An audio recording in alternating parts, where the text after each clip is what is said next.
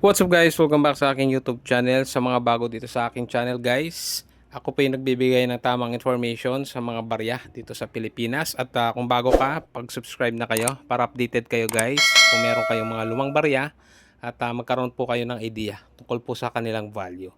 So pag-uusapan natin ngayon guys, itong 50 centavos, ayan, part po ng Filipino series ng ating mga barya, no? So ano na po ito? Kumbaga mga old coins na po ito, demonetized na rin po. So itong mga ganitong barya guys ay yung iba ay nilalagay dito sa mga frame, kaya po nila binibili. Pero mostly po nung mga nilalagay dito sa mga frame is mga brilliant uncirculated condition. Para sa mga bago po sa pagko-collect, ang brilliant uncirculated po, ito po yung kumbaga sa madaling sabi guys, ay parang galing sa bangko, hindi pa po nagsi-circulate, hindi pa nagagamit. So bagong-bago po talaga itong mga ganitong barya. So yan po halos yung mga hinahanap ng mga bumibili nito kasi nga po mostly nilalagay po sa mga frame, sa mga blister pack. So kung ang hawak ninyo naman po is circulated, tapos kung ilang piraso lang, medyo mahihirapan po kayong ibenta ito kasi yung binibili lang talaga halos is mga ganitong brilliant uncirculated.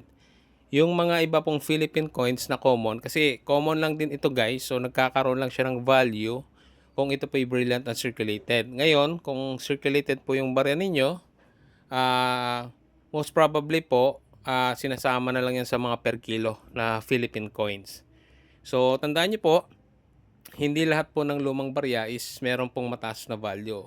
Although ito po ay lumang barya din and common, yun nga po, ang kaibahan naman po, kailangan po is brilliant uncirculated po yung barya ninyo para po meron pong chance na maibenta nyo po ito. And hindi rin naman po ganun kalaki yung value. Between 10 to 25 pesos po pagka ganitong 50 centavos na brilliant uncirculated. Same with other denomination po ng mga centavos. Minsan po, may mga bumibili din, pero mga ganun lang po yung presyo. Hindi rin po ganun kataas kasi. Dahil nga, common po ito.